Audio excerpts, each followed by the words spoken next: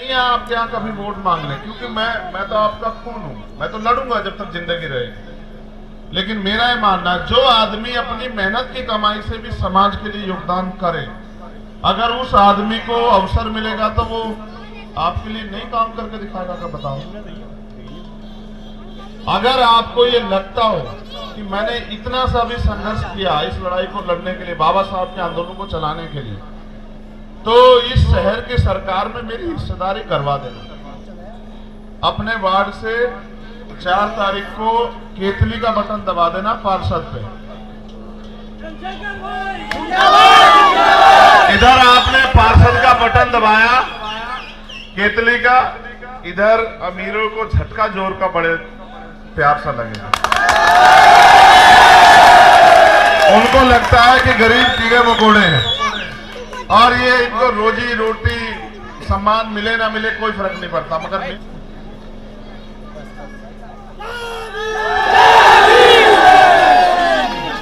ये रंजीत है, आपका अपना बच्चा, आपका अपना बेटा, आपका अपना भाई।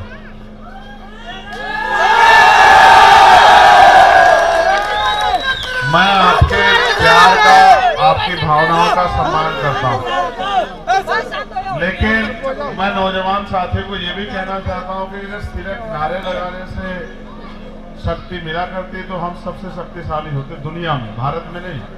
क्योंकि हमारे लोग बाबा साहब अम्बेडकर के सबसे ज्यादा नारे लगाते हैं नहीं लगाते, लेकिन राजनीतिक हैसियत तो हमारी सबसे ज्यादा कमजोर है।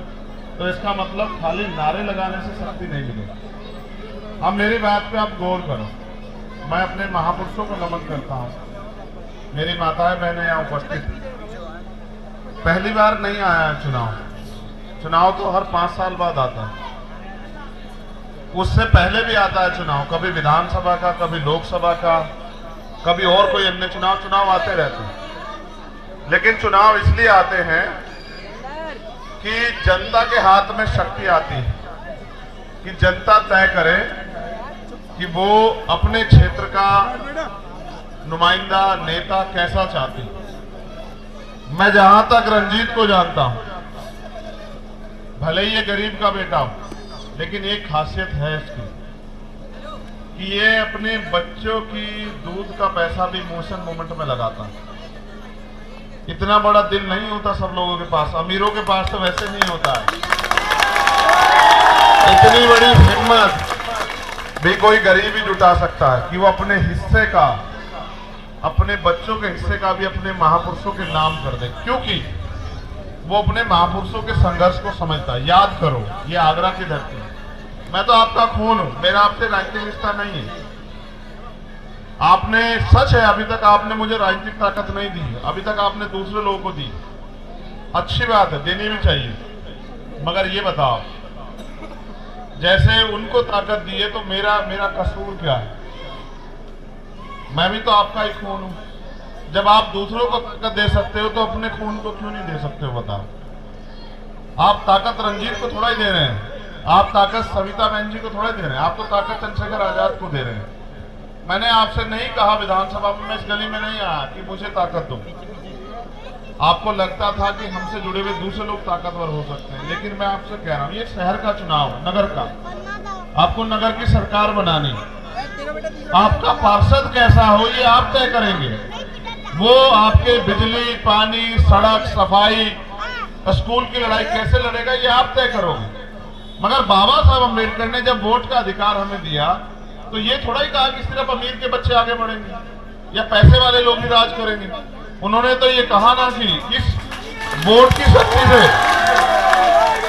उन्होंने तो कहा ये बात जब उन्होंने वोट का अधिकार हमें दिला, कहा आज मैंने रानी का पेट चीर दिया है, आज के बाद राजा आपकी वोट से तैयार होगा।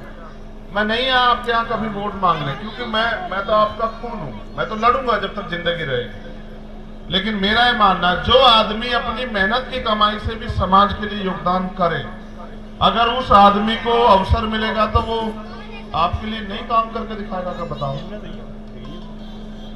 अगर आपको ये लगता हो कि मैंने इतना सा भी संघर्ष किया इस लड़ाई को लड़ने के लिए, बाबा साहब के आंदोलन को चलाने के लिए, तो इस शहर की सरकार में मेरी हिस्सेदारी करवा देना।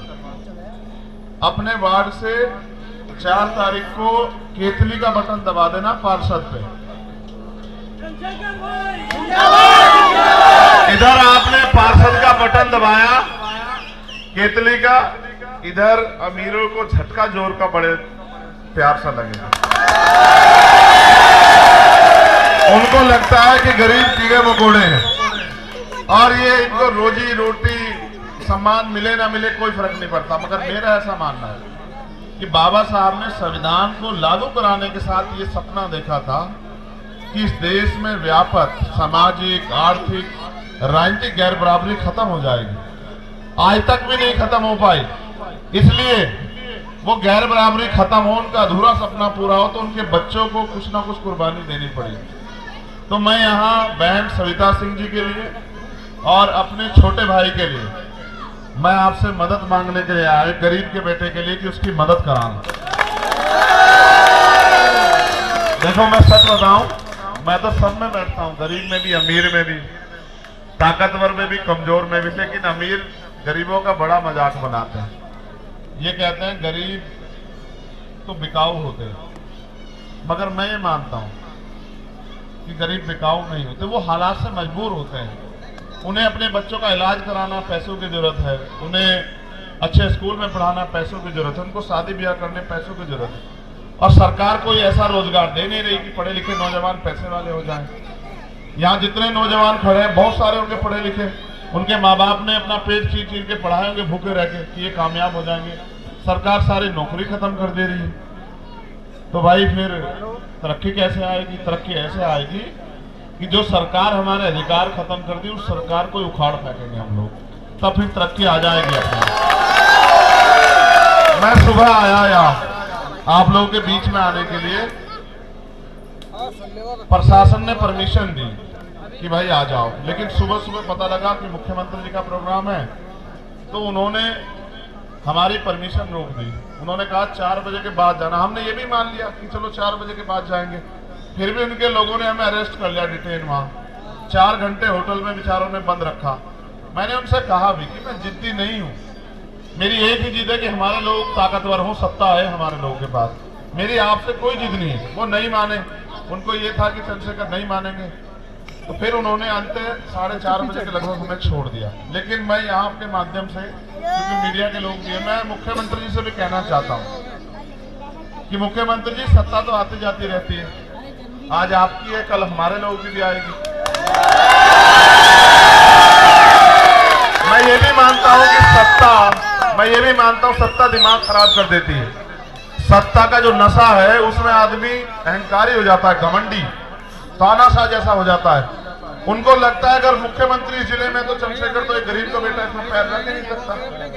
तो मैंने उनको बताया, कहा, ट्वीट में भी लिखा कि मुख्यमंत्री जी ये सत्ता किसी के बाप की बपोती नहीं, तो आती जाती रहती है, लेकिन याद रखना ये जो घमंड है ना, घमंड तो बड़े बड़ों का टूट गया, हमारे लोगों ने अच्छे अच्छों का घमंड तोड़ा, आपका भी तोड़ देंगे, समय आने दो।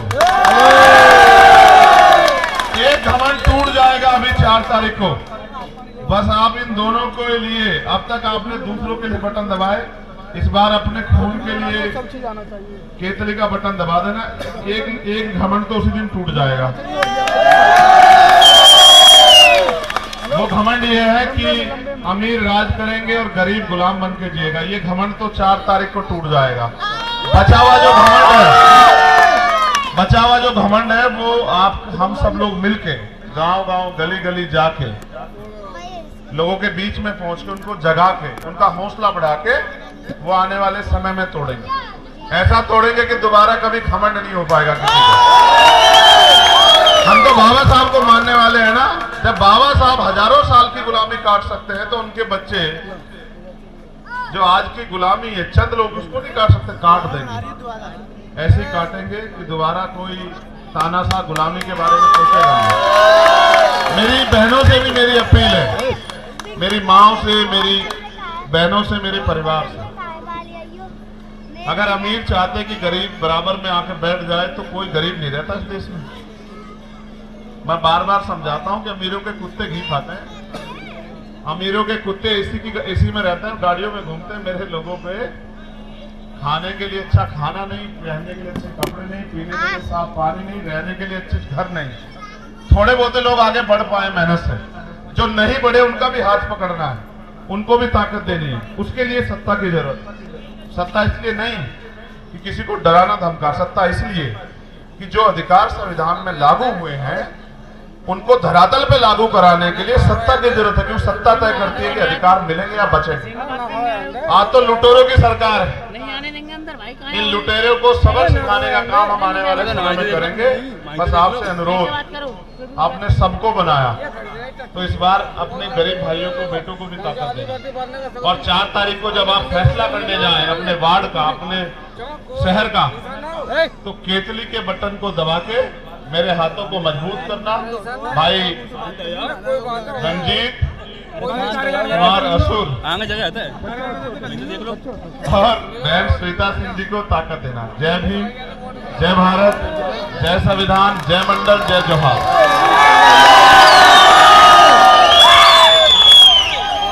हाँ, मैं माला डालने जाऊंगा, मेरी कमर में पीठ में दर्द हो गया। मैं बस ये चाहूंगा मेरे भाई जगह बना दे। देखो एक चीज और जान लो, ये भी तुम्हारे लिए स्पेशल है।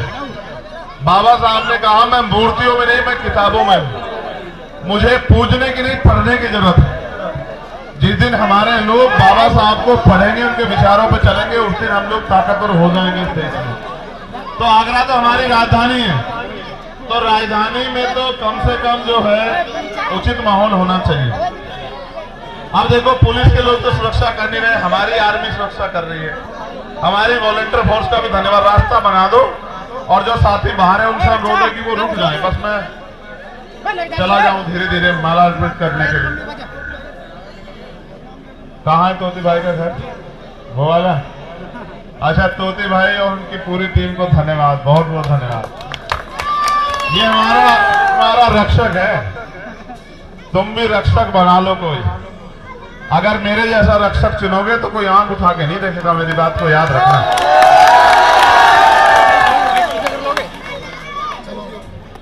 सभी